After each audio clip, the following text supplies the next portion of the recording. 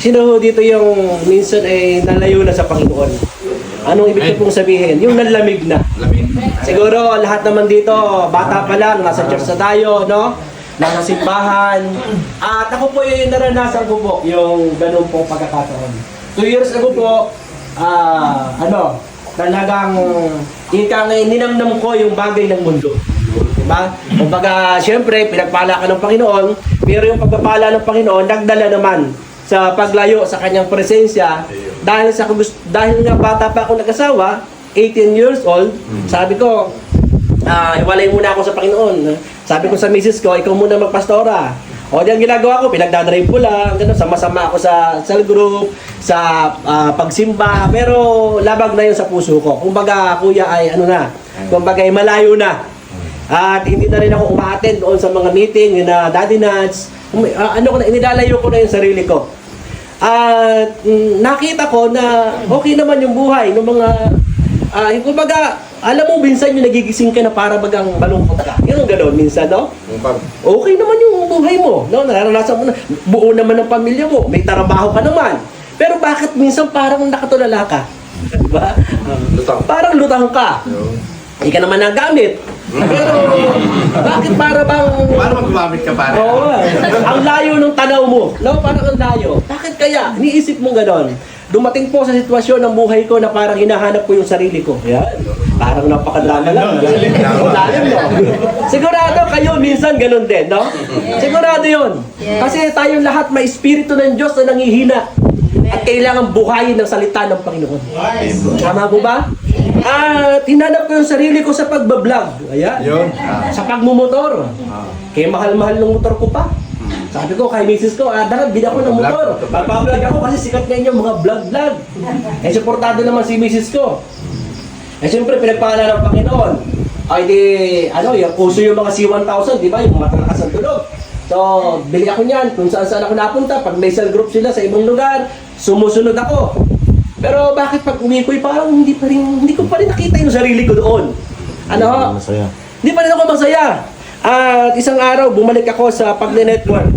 Sabi ko, magne-negosyo na lang uli ako. Baka makita ko dito yung kasiyahan na hinahanap ko. Subalit, hindi pa rin ganoon. Parang wala pa din. Hanggang nasumpungan ko ang sarili ko nandito ngayon sa inyong harapan. Ayun!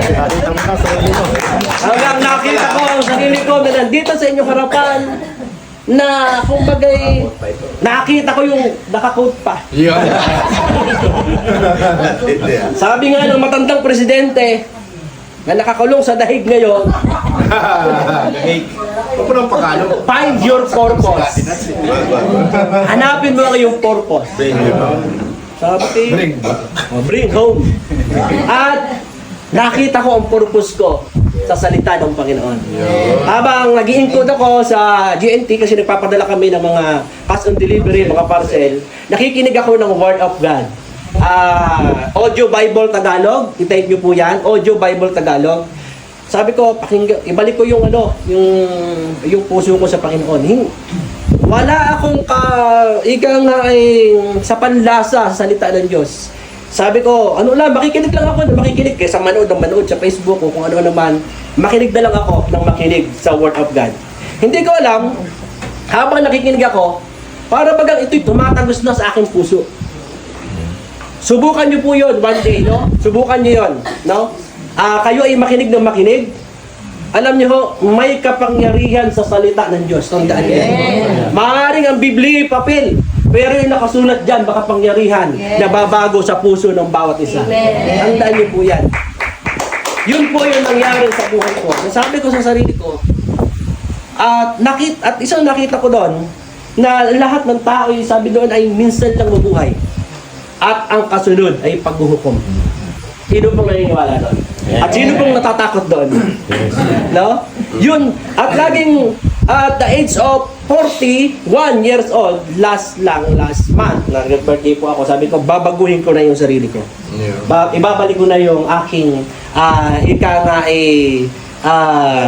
burden, no? Pasanin sa salita ng Panginoon. Pero hindi yun basta-basta. Kaya mga kapatid, mahirap magbago pag hindi mo pagdidesisyonan. Sa totoo lang, napakahirap. Pag ayaw mo, gusto mong bumait pero di mo magawa. Totoo po yun. Hindi mo gusto ko naman magbasa ng Biblia sa sinasabi mo. Brother Dennis, gusto ko yan. Gusto kong umattend. Sino ba naman ang ayaw sa Diyos? Pero bakit di ko magawa? Sa kadahilanan nga na mayroong kaaway na bumubulong lagi sa atin. Amen. Sino ang kaaway na yon? Hindi asawa mo, hindi anak mo. No? Kung hindi, Linawin mo yan. si Satanas, kaibigan, no? May laging bumubulong sa iyo. Sasabihin sa iyo, mas maganda pang makipag-inuman sa kaibigan mo. Mas okay pa yon kaysa mag-attend ka ng ganito. No? Laging ganon. Yung ikasisiyan ang damdamin mo. Pero kapatid, pag sinunod mo yan, yung gusto mo, umiidad na lang tayo. Yung purpose natin sa buhay, wala. No? Para na lang nabuhay tayo sa wala. Sino po may gustong nabuhay na lang sa wala? Nakaharap tayo sa Panginoon one day. Dennis, ano ba yung ginawa mo sa buhay? Ano ba yung ginawa mo sa mundo nung nabuhay ka? Tandaan po natin, pinakamaswerte na ang 100 years na nabubuhay sa mundo. Maswerte na yon. Ang Tatay Carias po, 95 na. Sabi namin kay Tatay Carias, talagang napakabuti ng Panginoon sa buhay mo. Pero tinan mo naman ang kanyang katawan, hindi rin talagang nangangalikid na siya habang kinakausap. Ibig sabihin, hanggang 70 ang buhay ng tao, 80 pag malakas talaga, hanggang 80 po talaga. So ang tanong, kailan po natin desisyonan na katotoo sa salita ng Diyos, di ba? So hindi po ito parinig, hindi po ito sabi nga hindi po ito parinig, hindi ito yung ang Diyos po yung nagpapaalala sa atin every day. Amen. Sa Facebook, sa TV, sa radyo, nagpapaalala lagi ang Diyos sa kadahilan ng mahal na mahal tayo ng ating Panginoon. Amen. Kung ako po'y binago ng Diyos na matigas ang puso, ayaw ko na. Sabi ko nga sa misis ko, ikaw na lang maglingkod sa Diyos. Okay na ako sa ganitong buhay. Masaya naman. May negosyo kaunti. Okay naman. Nakakaraos. Okay na to. Wala kayang pera sa paglilingkod sa Diyos. Sa totoo lang. Stress kaya yan. Yung halimbawa, mangarap kang magpastor, naku, mahirap po yan. Napakahirap po niya. Bakit? Pangangaralan mo yung mga tao eh. Diba? O yung tanong, may kita ka ba sa kanila? Wala. Kaya kung hindi talaga Diyos ang pinaglulungkuran mo, hindi mo magagawa yon. So, balit kapag ang salita ng Diyos nandito sa puso mo, naku sigurado, lahat ng ginagawa mo maluwag. Diba? Maluwag yan. At kaya nga maluwag yan, nandito tayo ngayon, nakikinig ng salita ng Diyos dahil sinunod nyo yung banal na espiritu na bumubulong sa atin. Tama? Na, mas maganda dito sa Word of God. Ano? Mas okay dito. So, ang ating pag-uusapan ngayon ay about Biblia talaga. Bible talaga. Na ang sabi po sa Joshua 1:8, huwag mong kaliligtaan, basahin ang aklat ng kautusan. Pagbulay-bulayan mo, araw-gabi, upang matupad mo ang lahat na nakasaad doon. Sa ganon, magiging masagana at matagumpay ang iyong pamumuhay. Mga kapatid, mga magulang na ina at ama, ito sinisigurado ko sa inyo, kapag ang salita ng Diyos minahal natin, magiging maganda ang ating pamilya. Ito lang po talaga ang susi. Matigas man ang ulo niyan, mapagtsatsagaan mo yung mga anak mo. Matigas man ang ulo ng asawa mong lalaki, mapagtsatsagaan mo ang iyong Hallelujah. asawang lalaki. Tayo namang malalang lalaki, mabunganga ang ating mga misis, mapagtsatsagaan mo ito. Hallelujah. Tama? Patas. Yung papasok ka lang ng pinto asa na? Asa ng sulit? Di ba ganun po talaga? Meron po akong binabible study sa Barangay Tipakan na talagang nag-testimony siya. Alam mo, brother, nung hindi pa ako na-attend dito sa Bible, na-attend kasi ang usapan namin mga Bible, mga gano'n. Attend tayo sa Bible, gano'n lang. Hindi pa ako na-attend sa Bible, talagang, ayun, nung hindi pa ako na-attend dito, talagang ang asawa ko, pag ako yung na-stress, binubunganga ako ng binubungangaan. Pero ang sabi nung Friday, binago ako ng Panginoon. Binago ako ng salita ng Diyos. Grabe ano? Uti-uti binago ng Panginoon. So, mayroon talagang mangyayari sa buhay natin, kapatid. Dito sa salita ng Diyos. Sabi nga daw sa awit, may kapangyarihan sa salita ng Diyos. Yung, ano po, in the name of Jesus, ano po yung kanta? There is the power in the name of Jesus. Tama? Amen. May kapangyarihan po. Ay sabi dito, dapat pala ang salita ng Diyos, ninanamnam, binubulay-bulay. At ang maganda, pag gumagawa po tayo sa Diyos, ito ang good news, laging may benepisyo. Yun. Ano ho? Laging may resulta. Sa lahat po ng ginagawa natin, negative o positive, lagi pong may resulta. Laging may balik. O, di gawin mo na yung positive para ang balik, positive din. Amen. Paano kung negative ang pinagagawa mo? Di negative din ang bumabalik sa'yo. Kung ano itinanim, yun ang aanihin. Pag nagtanim ka sa Diyos, mabuti yung aanihin natin. Pag katulad ng mga ganitong bagay, ang nagiging resulta, uti-uti nababago yung buhay po natin. Uti-uti. Ano ang resulta? Ang sabi dito, sa ganon, magiging masagana, matagumpay ang ating pamumuhay. Sino pong may gusto ng ganoon? Tayo pong lahat. Magiging masagana sa lahat ng aspeto ng ating buhay. Pamimera, pamilyang mag-asawa, mga anak, nagiging maayos. Bagamat hindi madali, pero uti-uti. May proseso ang Diyos na ginagawa sa buhay natin. At totoo, wala namang madali. Lahat mahirap. Tama? Yung gumawa ng masama, mahirap. Yung gumawa ng mabuti, mahirap. Ay, di doon ka gumawa ng mabuti. Parehas din namang mahirap. Tama? Amen. Mahirap din. Mahirap mag-born again. Mahirap din namang magkatoliko. Totoo, mahirap. O ay, dito ka lang sa born again. Tama? Pag sinabi naman po kasing born again, na bago ang buhay. Ano? Marami kang susundin din. O dito ka na sa tama. Na ang resulta, mabuti sa ating pamumuhay. Tama po? Kasi nga, may kapangyarihan sa salita ng Panginoon. Tama po? May kapangyarihan. Ngayon, kapag tayo ay nagbabasa ng Biblia, nakikilala natin ang Diyos ng lubusan. Sabi sa awit 18 verse 30, sapagkat ang salita mo at ang salita ng Panginoon ay dalisay, siyang kalasag sa lahat na nagtitiwala sa Kanya. Biruin mo, yung salita ng Diyos, protection mo sa buhay natin. Na nagiging shield, diba? Kaya naman nagiging matagumpay ang buhay natin sa lahat ng gawa ng demonyo. Bakit? May shield ka eh. May pinanghahawakan ka eh. Diba? Kaya nga sa dami ng mga problema, challenges na ating pinagdaanan ng bawat pamilya, eto po tayo ngayon. Tama? Matatatag, mga malalakas ang katawan. Bakit? Kasi nga yung salita ng Diyos kalasag. No? Protection po siya. Ngayon, nakikilala natin ang Diyos ng lubusan kapag ang Panginoon, kapag yung salita ng Diyos, no, pinapahalagahan natin. Pinapahalagahan.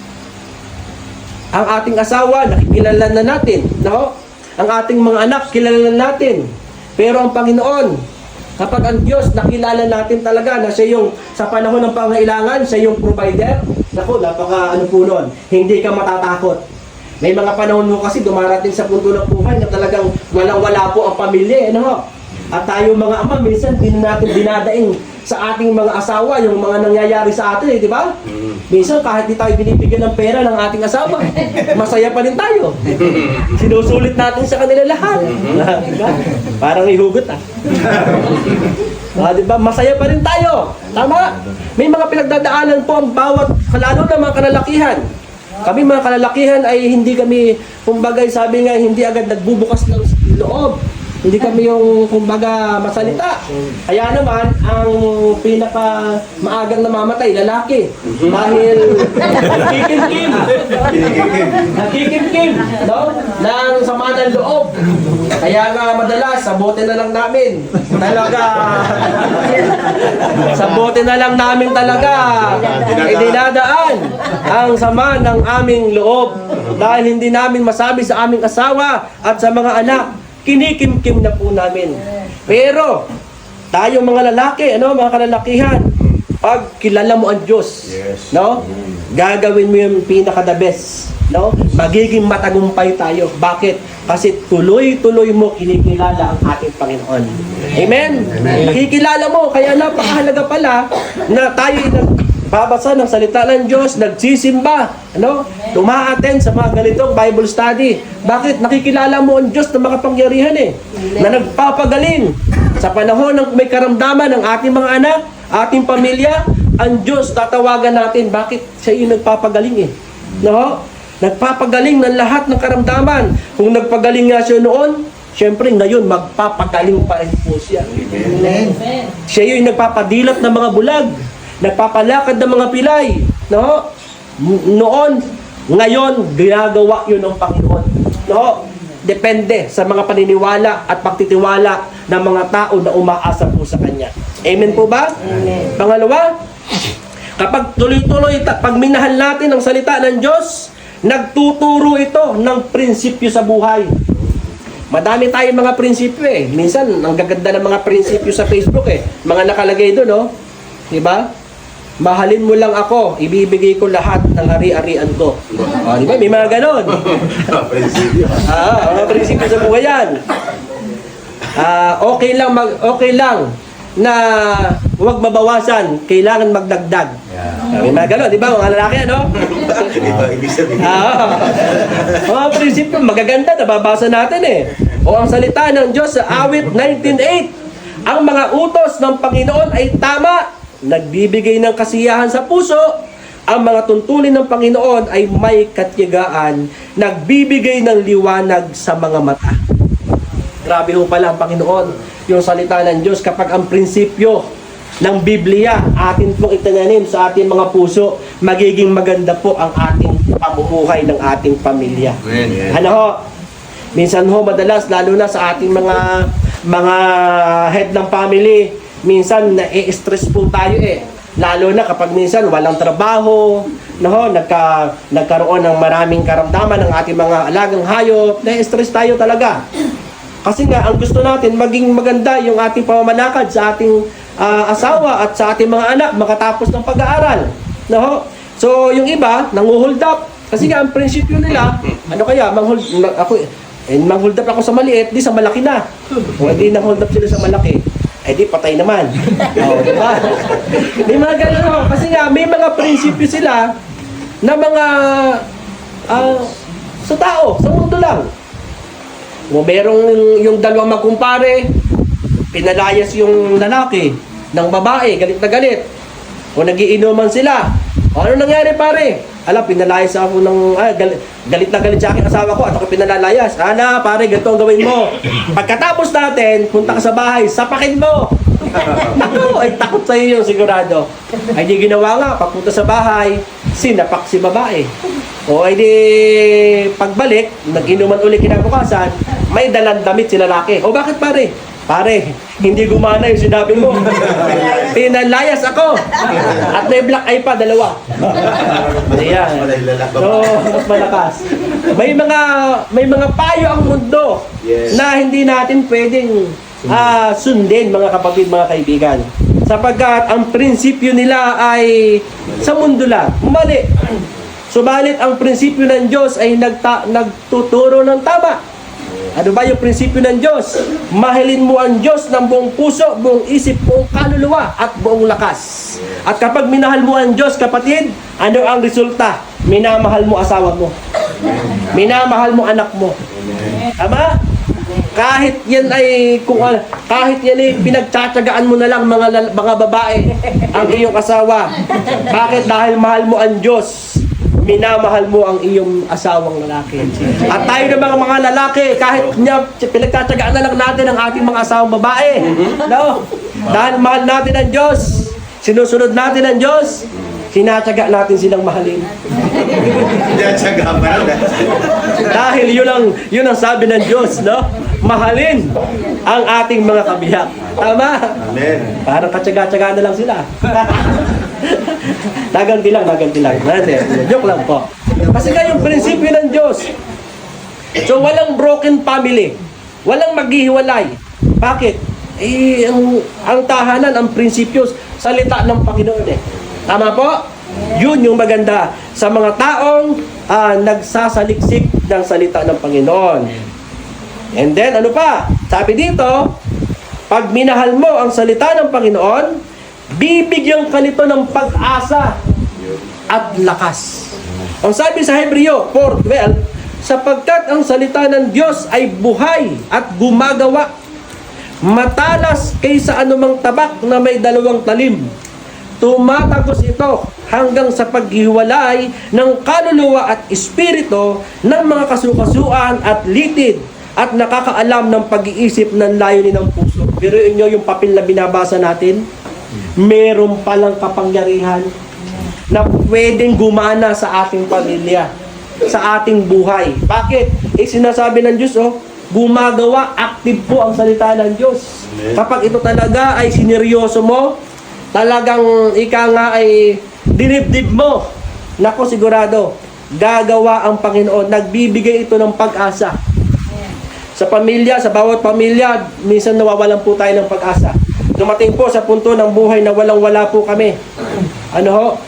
Pinapalaya sa aming inuupahan na bahay dahil tumira kami doon, pare, 4 na taon, hindi kami nagbabayad. Sinambot namin doon sa bahay niya, sa Summer Hills, sinambot namin.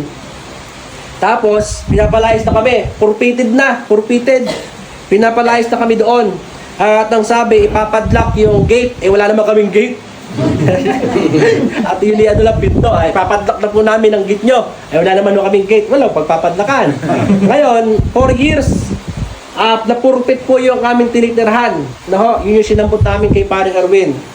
Subalit, sabi ko, kaya natin to. Nagpe-pray kami lagi ni sa panahon ng mga pagsubok, problema, ang hindi namin talaga iniiwanan ay yung pagpe-pray sa Panginoon. Magkasama lagi kaming nagpe-pray at ang asawa ko iniiyak kapag nagpe-pray yan. Kaya mga kapatid, kapag kayo dumarating sa mga problema, pagsubok, kayong mag-asawa, hawak kamay kayo, mag-pray kayo, anuman po mga problema yan.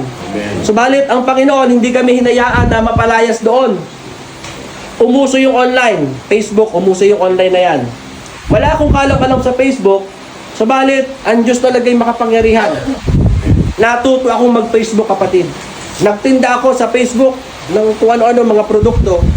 Hanggang sabi ko, sige, punta tayo dun sa developer noong bahay na yon. Kasi parang in-house.